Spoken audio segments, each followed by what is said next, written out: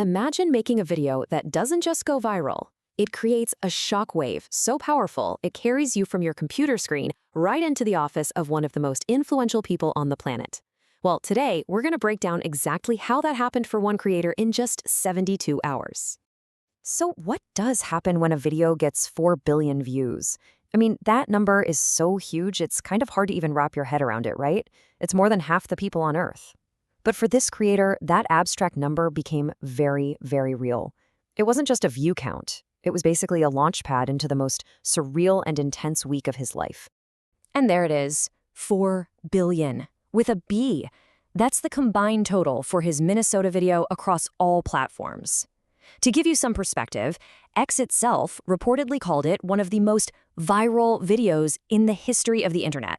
So yeah, this isn't just a popular video, it's a digital tidal wave. But you know, a spotlight that bright doesn't just illuminate, it can also burn. That astronomical level of attention brought some really intense scrutiny, and almost immediately, the creator found himself at the center of a huge public controversy, all sparked by a single, very contentious interview.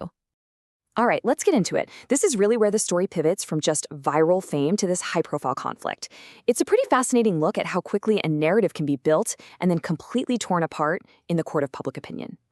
And this right here, this is the heart of the whole problem.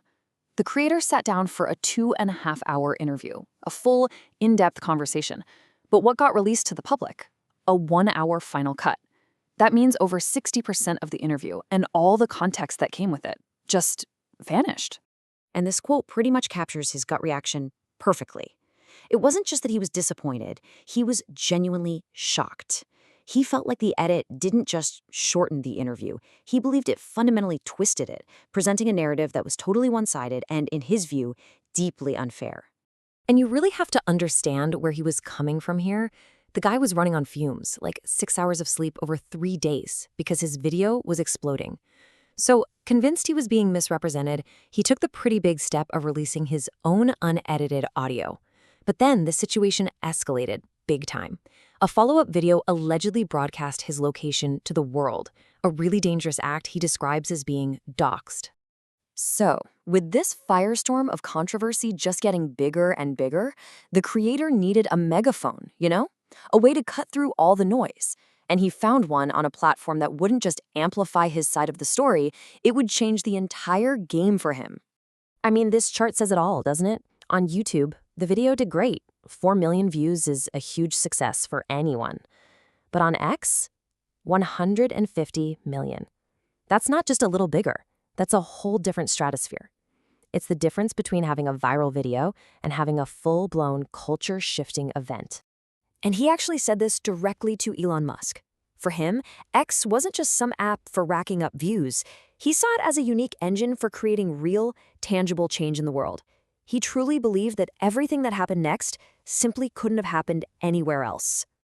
And well, when you get that kind of unprecedented reach on a platform, you tend to get noticed. It earned him a personal invitation from the owner himself, setting the stage for a pretty surreal and pivotal meeting at X headquarters. So the creator describes this immediate shift the moment he steps inside XHQ. The first floor, it felt like a pretty typical modern tech office. But the second he got to the second floor, where Musk's office is, he said the whole atmosphere changed. It was like he'd entered a totally different world. Yeah, this was clearly not your average meeting. He paints this almost cinematic picture, The lighting is all dim, the walls are covered in this incredible art of galaxies and SpaceX rockets, and there is a heavy security presence. The environment itself was just screaming that this was a very high-stakes conversation. But even with that intimidating setting and all the nerves he must have been feeling, the creator's first move wasn't a pitch, it wasn't a demand. It was just 2 simple words, thank you. Just a moment of pure gratitude for the platform that had gotten him there. And what's really fascinating here is that their conversation moved way beyond just view counts pretty quickly. They went deep. They talked about government corruption, and Musk apparently shared some stories from his early PayPal days and his frustrations with the FBI. They also got into the dangers of government oppression, a topic that clearly weighed heavily on both of them. And this quote from Musk really gets to the core of their discussion. It's this stark warning that freedom is something you often don't realize you've lost until it's already gone. But that surreal meeting with Elon Musk, believe it or not, That was just the beginning. It was basically the kickoff to what the creator calls the absolute craziest 72 hours of his life, a time where his viral fame translated directly into access to the highest levels of power.